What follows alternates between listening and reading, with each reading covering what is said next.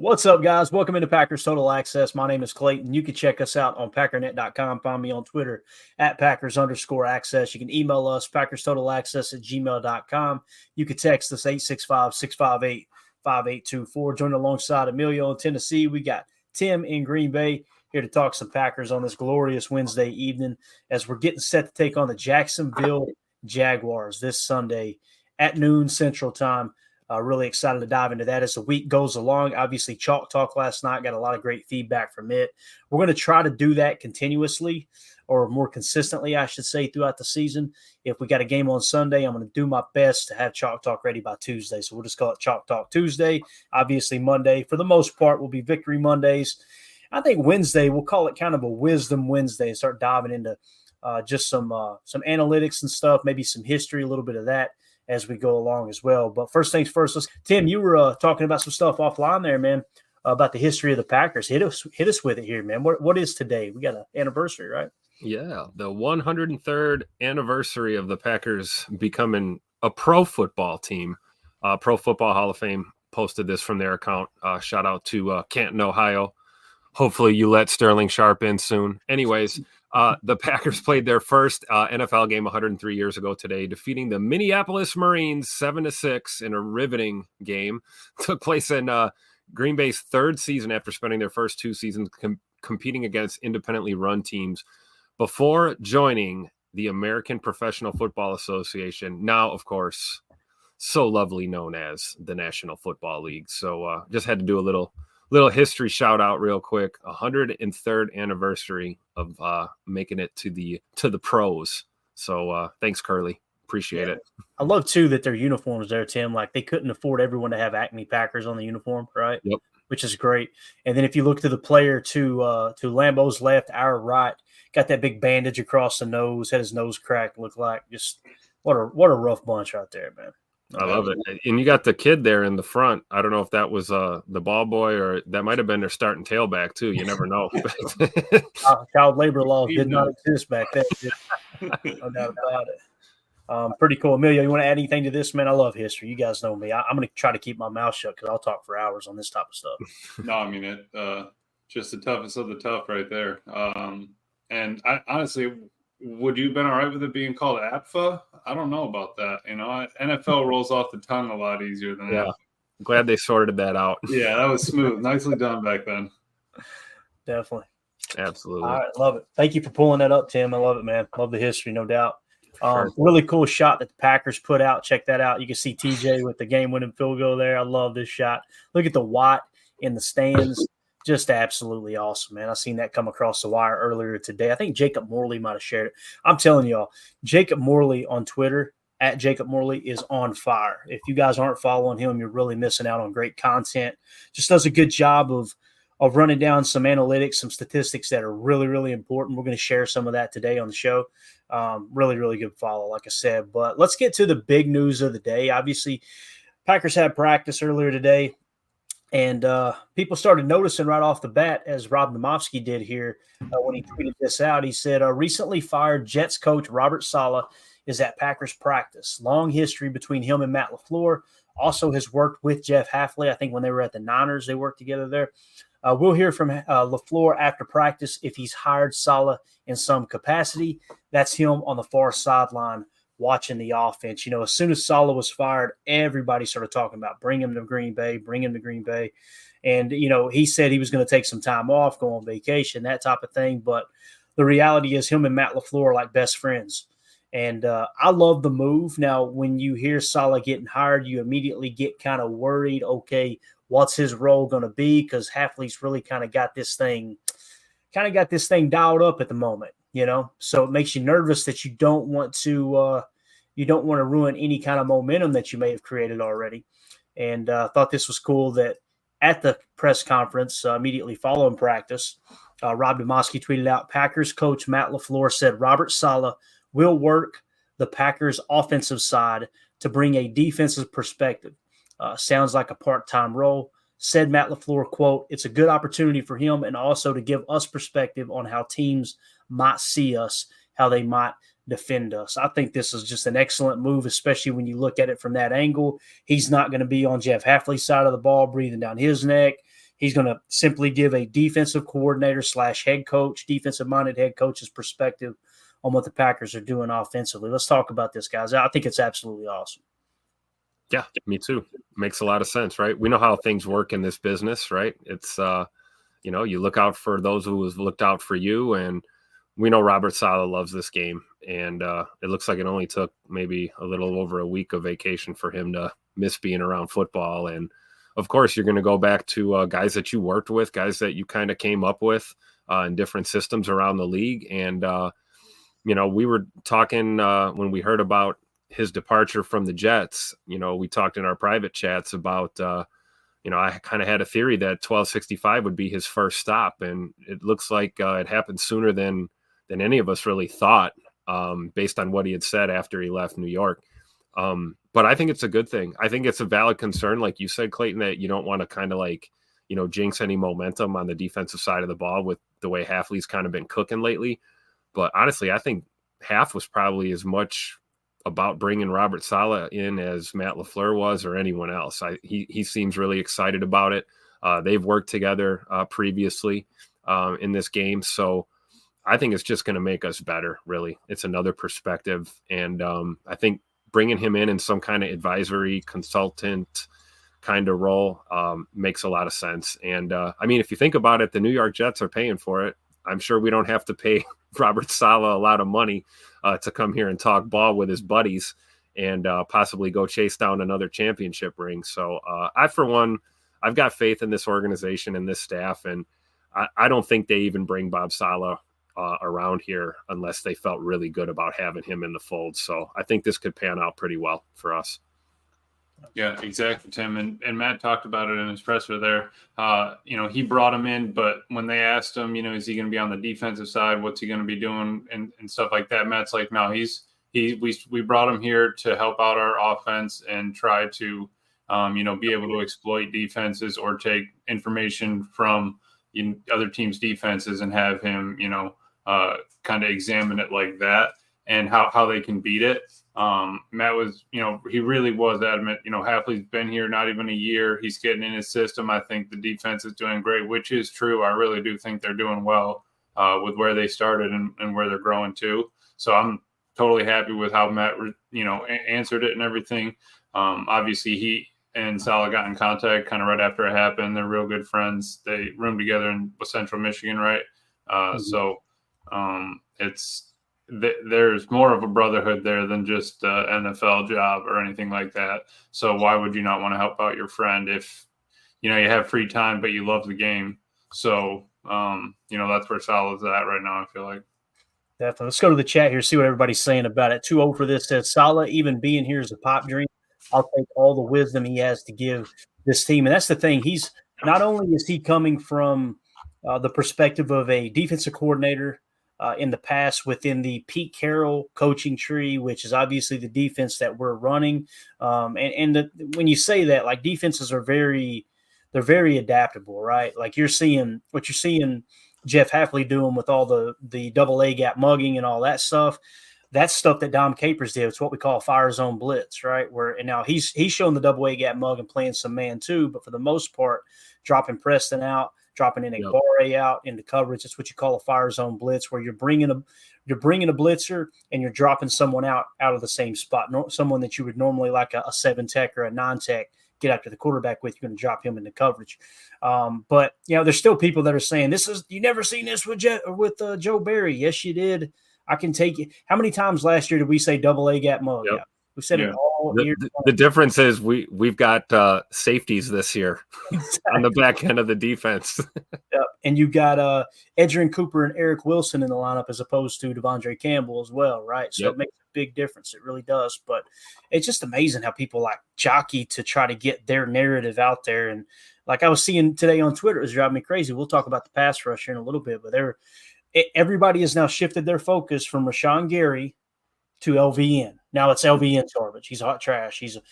Bro, hearing them say we had 4 pressures on the year, I wanted to slap somebody. I'm like, you guys are intentionally lying about this stuff. I think he's got 9 pressures.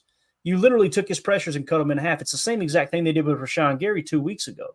And I kept showing over and over and over. Remember when we did it, Emilio? Let's watch the tape. Let's see if it's a pressure. These phantom numbers that they're coming up with from these other websites. And yet you go, what about these plays where I'm showing you all the pressures? Crickets. That nobody wants to hear that, right? Yep. But I don't understand why we've always got to try to put the blame on one person. And the only thing I can come up with is people do that on Twitter to get engagement. That's the only thing I can come up with. They know people are going to hop in there and argue, and that's why they do it. But nonetheless, Coach Lynn in the chat says, great move. Loves the Robert Saleh signing. I do too, man, or the hiring, I should say. 2-0 for this says, I'm sure the moment he was fired, he called Matt and said, what do you got for me? I want to be a part of what you got going. Man, it's a dream come true. You think about being able to go to work at the hallowed grounds of Lambeau Field, the mecca of professional football, and you be able to step in there and do it and coach, with your longtime best friend. His family's already rooted in the Green Bay community. Now you bring your family up potentially. I mean, I would be willing to take a little less of a title, if you will, to be able to have that opportunity to work with the people that you love and respect and create something special, like 2-0 for this saying. I think that's just absolutely awesome, man. I do. Yep. And Ron Sample says, didn't Hafley work on the defense at the Niners? He did.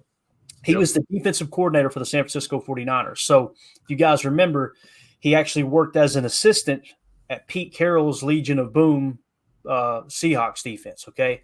And then he ends up getting a job with the Niners, and I can't remember if he climbed up the ladder with the Niners or he got directly hired in as the defensive coordinator, but he worked his way into the defensive coordinator role nonetheless.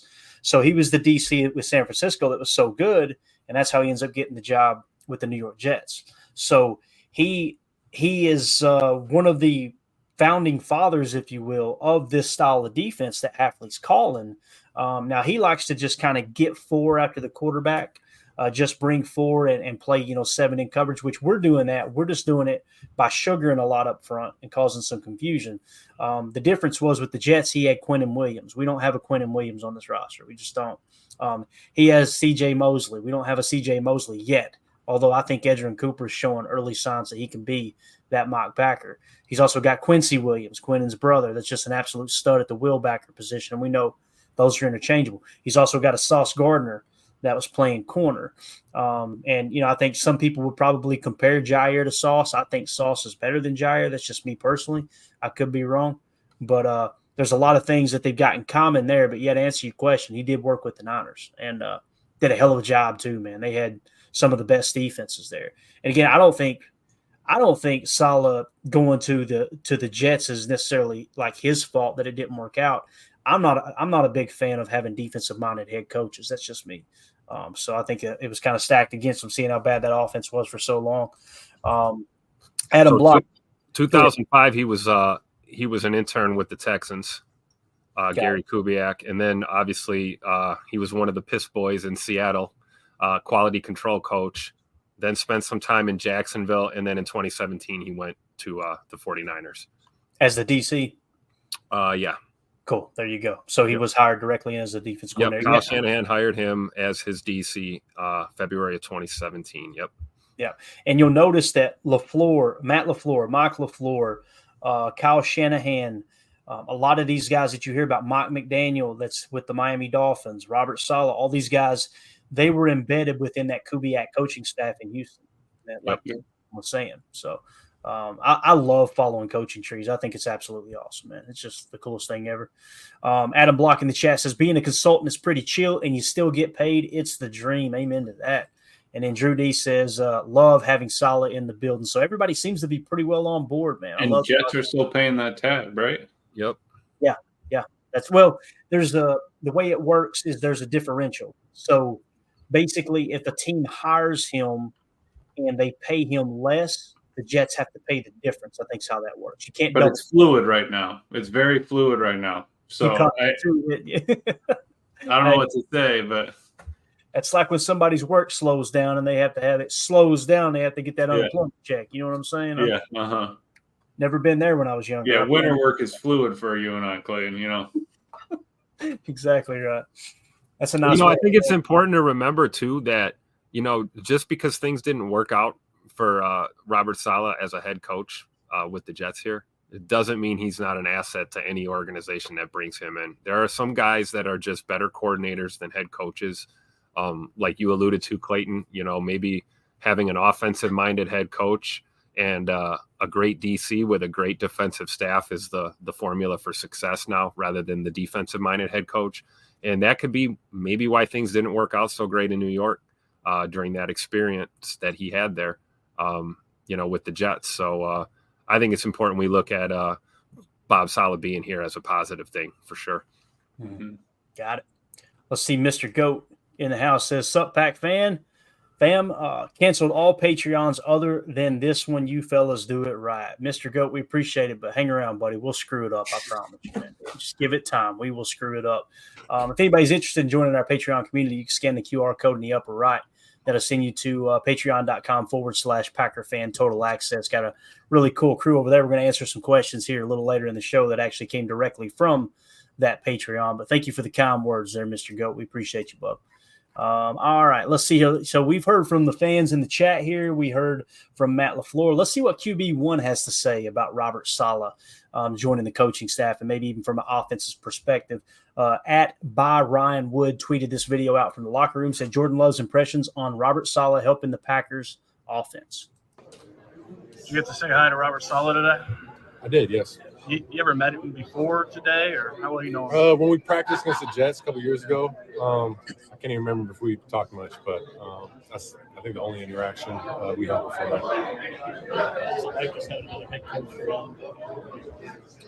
It was good, we got tons of coaches around, so it's not anything real different for me. Is it a case where you can never really have too many good minds on things, though? I mean, as a scouting department here, football department here, it seems like that's the approach here. Definitely. I think it's always the goal is to have, the best minds, the best coaches, everything. So, having a guy like Saleh around definitely helps. What have been your maybe it's an extra set of eyes that brings up the tendency? Yeah, I think it helps. I mean, having a defensive, mind, talking offense and helping us, with things that we might be able to see, kind of some of our scheme stuff, things that defenses might be looking for. It helps. You ever asked Aaron about him? No. Always got to add that Aaron talk in there, don't we? No. Always got to add it. That's nice. That's cute. Let's see. Watt009 says, plus Saleh can learn a few things from Matt. How about how to be a great head coach? Win-win, if you ask me. It's a great point, too, learning from each other. Coach Lynn points out Packers have 4 head coaches on staff now. It's just wild. And here's the thing, too. Robert Saleh has seen it from the head coach's perspective, so he can kind of be in Matt's hip pocket. And when he notices something that he knows that was tough for him to handle while he was a head coach, looking at everything else on the team, Saleh can kind of grab a little bit of that, maybe steer it in Matt's direction, just a little hint here and there. I think it's huge, man. Or it's like when you got 4 eyes on one set of work, you get different thoughts, ideas. Even if he's not by his side on game day, one little snippet in Thursday's practice, as Saleh said, hey, maybe you want to look out for X, and maybe it comes up in a key moment during the game, kind of thing. That little thing is going to be huge. Especially when you're surrounded by people you trust and that you've worked with before, and they value your input, and that It's not just background noise. You got all these minds working together. One of the best things I think that he brings to the table is a guy that's hoisted a Lombardi. He was quality control with Seattle, but he knows what being a part of that championship team is like. And that kind of experience is good to have when you're chasing one down here, like the Packers are with a relatively young team. So anybody with, Super Bowl experience is welcome here in my eyes. We said the same thing about Mr. McManus as he kicks a game winner for us. Absolute clutch kick.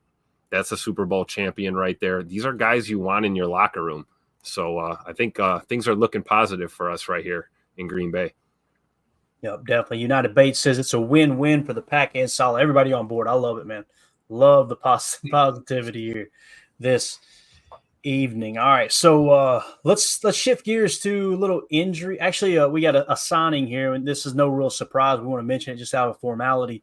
Tom Silverstein tweeted out, Packers make it official. They have re-signed long snapper Matt Orzik to the 53-man roster and cut defensive tackle Jonathan Ford. If Ford clears waivers, there's a good chance he'll wind up back on the team's practice squad. No big surprise there. We kind of talked about it earlier in the week that you could tell that was the Packers' plan. There were some people that were kind of reading between the lines a little bit going, hey, maybe they got eyes on another long snapper that's available because of that bad snap there at the end of the game. But I think they're going to stick with Matt Orzik. No big surprise. That surprised you guys at all, or is that pretty much what y'all were thinking too? Yeah, I think we talked about that last night a little bit, right? That it was probably just a business move. Really, Jonathan Ford's the one to keep an eye on right now, right? Yeah. Hopefully that works out like we predict as well. But no, I think, obviously, he had a bad – Orzic had the low snap there. But, hey, the unit did what it was supposed to do. Daniel Whelan recovered that, put it down. McManus got the kick up. That's all you can ask for. I'm sure Orzic will get the snaps where they need to be as this unit works together even more. So I would think making a move right now might be a detriment to your team. Right. Even if he is a little inconsistent, at least you know what you got. He's been here since last year. Let's just keep working him. We got a veteran kicker in here. We got a great holder. We'll get our long snapper to come around. I believe it. Yeah, we already made the splash play, like you said, by bringing in McManus. Don't need to change anything else around. Trade deadline's coming up, so you're only going to be free agent or practice squad poaching after that. So I mean, it's not really anything. Obviously, we were messing around a little bit with it, but I'm sure he felt a little bit of the heat that everyone was kind of putting on him. They knew it was a bad snap. That got brought up a lot. I'm sure he got asked it in the in the locker room if the reporters got to him, kind of thing. But I think that he's going to be fine. Interesting perspective, right? We always talk about how high pressure of a kick it is on your kicker, but what about your long snapper?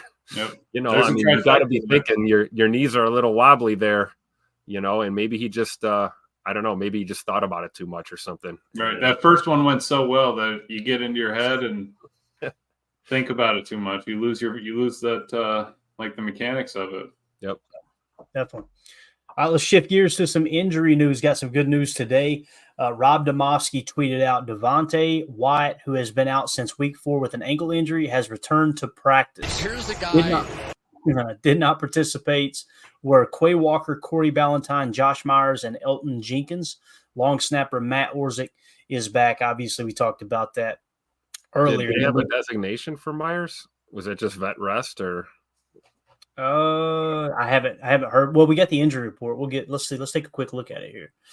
Josh Myers is a wrist injury, is what it says. Oh boy. So there you go with that. And again, we'll dive into all that a little bit deeper here in a minute. I wanted to show this too. So this was Bill Huber tweeted this out. Obviously, the tweet we just covered, and a quick little video with it as well. Well, actually, it says Quay Walker, Corey Ballantyne, Josh Myers, Elton Jenkins are not practicing. Jonathan Ford is not here, presumably because he's been released to re-sign Matt Orzik, who is here. Devontae Wyatt's practicing. So here's just a quick clip, and you see a Wyatt testing that ankle. For those of you on the pod, just hopping around on it on one foot. Looks good, man. I mean, obviously they wouldn't have him jumping around on one foot on that bad ankle if that's a lot of weight on that ankle. 120 pound, right? Unless he slimmed down a little bit. Yeah. That's a big old boy too, man. He looks like he's in great shape, guys. Yep. So looks like he's got that explosion. Feels good. Doesn't look like it's bugging him too much. So this is why we waited, right? So we could see this now.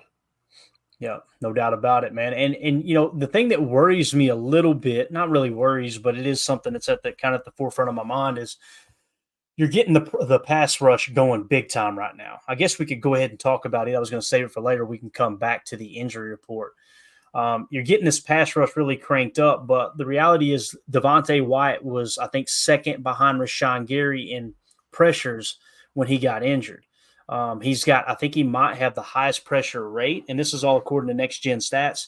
But when you look at the pass rush and how it's been playing here lately, making me dizzy watch him hop around. We'll go ahead and get that off the screen there, right?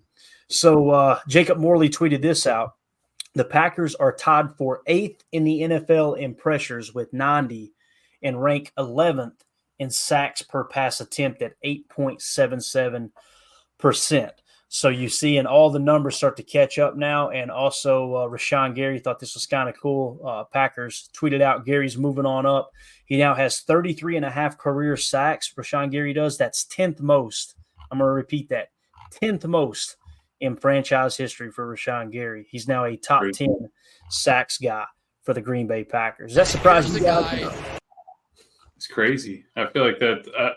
I feel like that number is going to double easy. You know, he's a great player, but it's crazy to think top 10. Yeah, definitely, man. And again, he's a stud, man. You can see it all over the tape how they're utilizing him and moving him around now, and obviously to be able to garner the attention that he got those first several weeks of all the chips. I think he was, last number I seen, he was third in the NFL in chip percentage. It was higher than a lot of the big name pass rushers, your Myles Garrett, your Micah Parsons, your Aiden Hutchinson. Believe it or not, he was getting chipped more than him. But again, that number right there, though, man, being a top 10 in NFL pressures, and the way they're doing it too, they're not being like crazy aggressive. We've showed how they'll sugar a 7 or an 8-man line and then bail everybody out and still only bring 4. You're just bringing it from different angles, from different perspectives, run a lot of fire zone blitzes, things like that. It's really exciting, man, to see this defense start to come into its own and to kind of take a look. If we were to jump in and look at who is leading in pressures and all that good stuff, let's go to Next Gen Stats here real quick on NFL Pro and see if we can get you guys a full list. I want to see where Wyatt's sitting, even though he's missed all that time. So here you see Rashawn Gary's leading the team in 23 pressures. All right. Kenny Clark is second with 14 pressures. Preston Smith, TJ Slayton, and Devontae Wyatt all had 10 pressures. So it's just wild to think that with 3 less games played, Devontae Wyatt he's still third on the team in pressure. So I think when you get him back, if that ankle's completely healthy, he's going to be kind of that single rusher we talk about, how you see other guys moving around horizontally, protecting the rush lanes and all that stuff. I could see him being the guy that the bull in the china shop going, turn him loose, right? Let him get after the quarterback here. Everyone else play your role, and when it's time, compress that pocket type thing. But does that surprise you guys that Devontae Wyatt had that many pressures? I think it's awesome, dude. Crushing it. I mean, it's adding to that sack total, but I mean, almost double any guy on the team besides Kenny, and we have our 2, going to be highest paid up there at the top. I mean, I'm happy that it's the stars on the team that are making that move. I know that everyone's been on them, but like you said earlier with that other picture, man, the numbers are coming together. The defense is starting to shape up. We started with a square block. We're starting to sand down the corners. The ball's starting to roll downhill. So I like it. I agree. I think when we think of Devontae Wyatt, he was someone we talked about during camp this year that looked like he was making strides. And, we kind of see him as the future there on that D line. Really, I think of Devontae Wyatt, Carl Brooks, and, even Colby Wooden, we had an eye on for a little while too. And, I think these guys are out playing for each other like everyone else on that 53. But, the D line group is, those linemen are their own breed, right? And I think they feed off each other, and they got a guy like Halfley right now that's scheming them up right and using them in conjunction with each other, moving guys around, getting creative. So it doesn't surprise me to see that Devontae Wyatt's numbers are creeping up, but it's refreshing to see it because you're not always right about that. Sometimes you look at a guy and you think there's a high ceiling, and then you bat an eyelash and the guy's not in the league anymore. It's how things go in the NFL. So it's good to see Devontae Wyatt still on track, still growing on this D line group, because it's true. Preston Smith, Rashawn Gary, Preston and Kenny Clark, those guys aren't going to be here forever. Who's the next man up? Who is the future?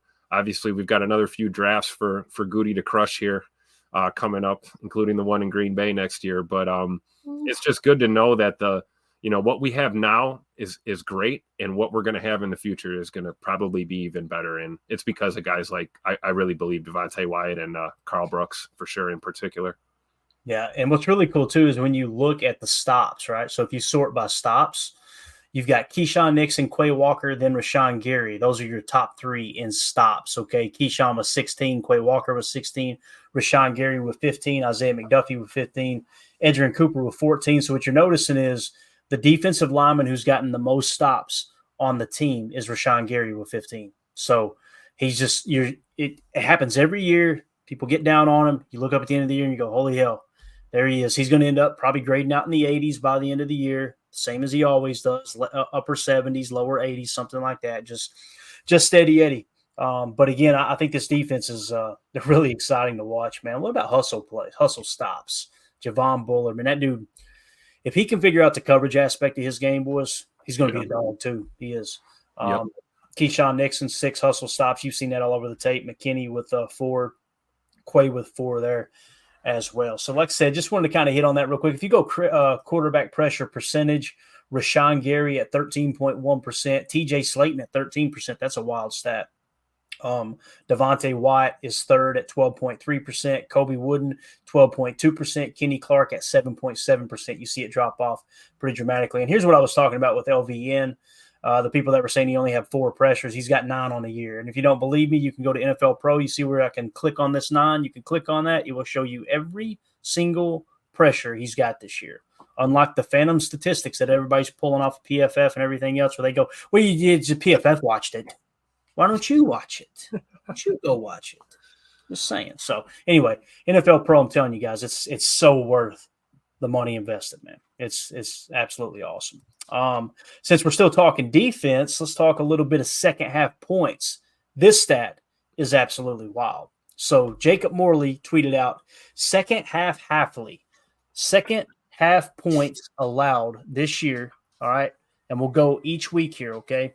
Week 1, Hafley's defense allowed 17 second half points. Not that good, bub. Not that good, right? Mm-hmm. Week 2, it drops to 10.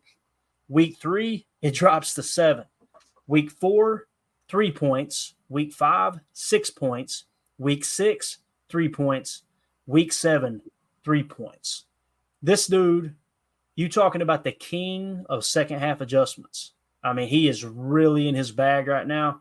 That number right there, boys, that's the type of stuff that'll put you on a trajectory to go right through the playoffs to the Super Bowl. If you're holding teams to 6 and 3 points in the second half, that's a wild statistic. Oh, yeah. And we're starting to see the adjustments coming a little sooner, too.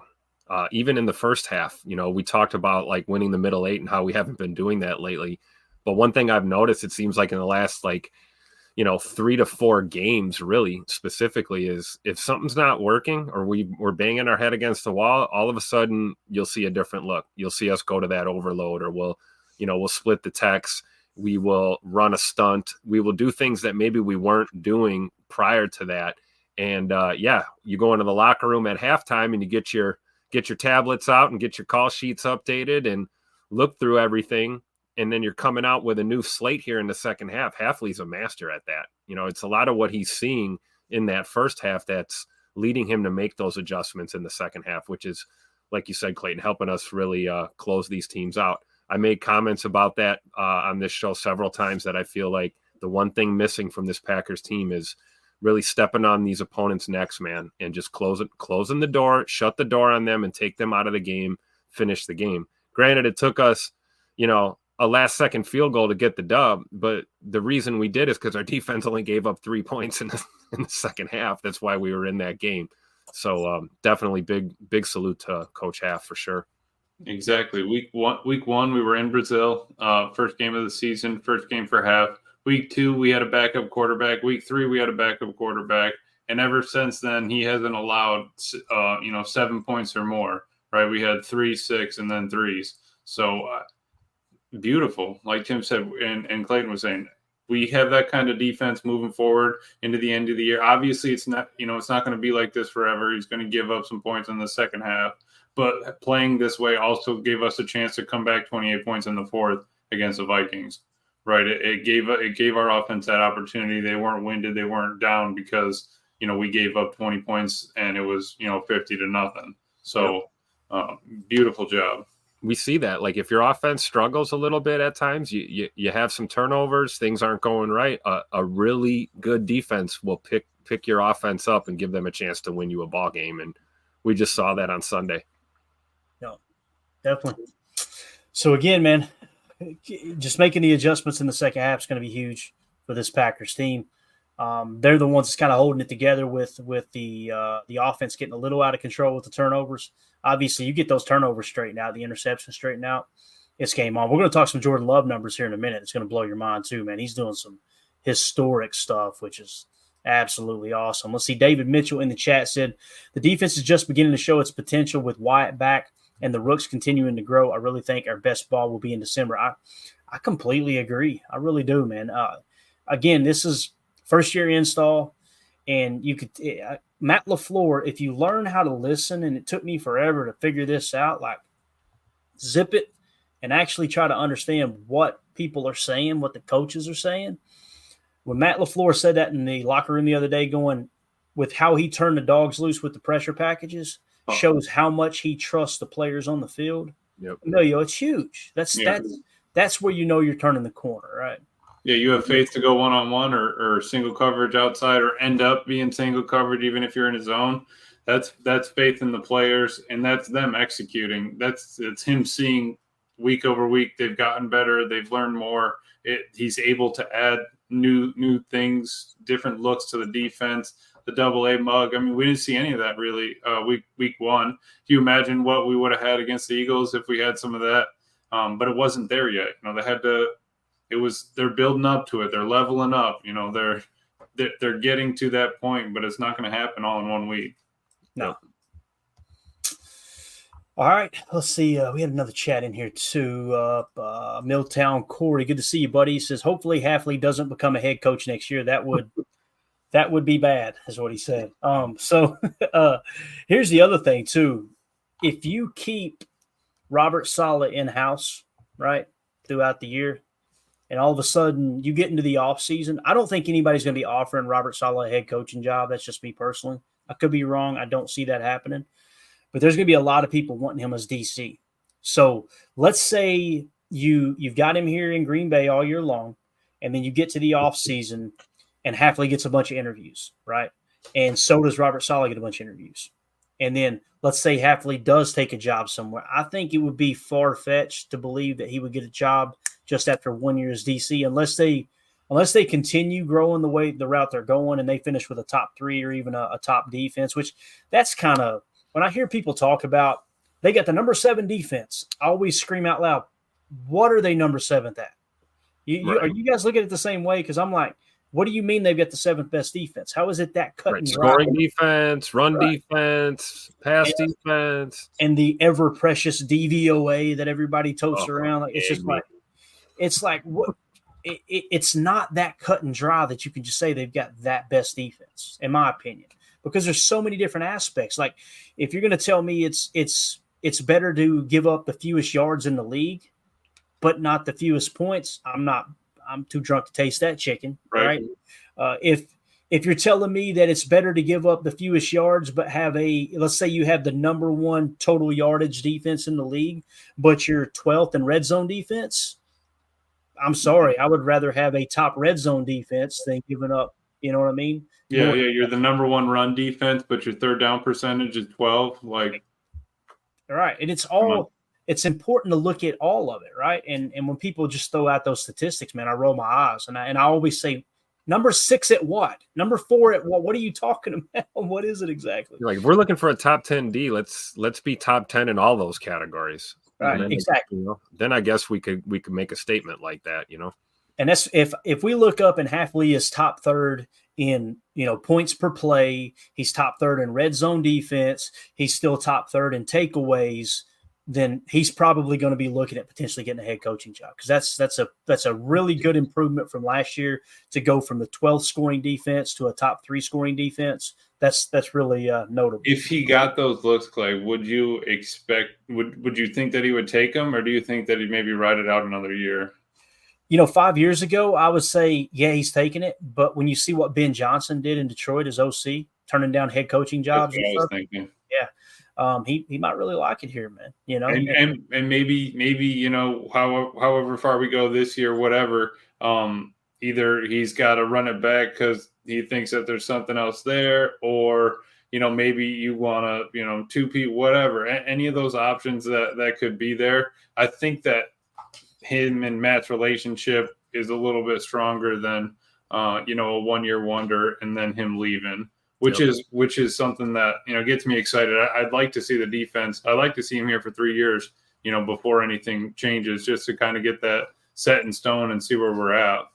I agree. And I mean, I know it's college, but think about it. This man left a head coaching position to come be the DC here. Right. So that's a move up. You're going from NCAA to the NFL, obviously, but you're going from being a head coach to being a coordinator.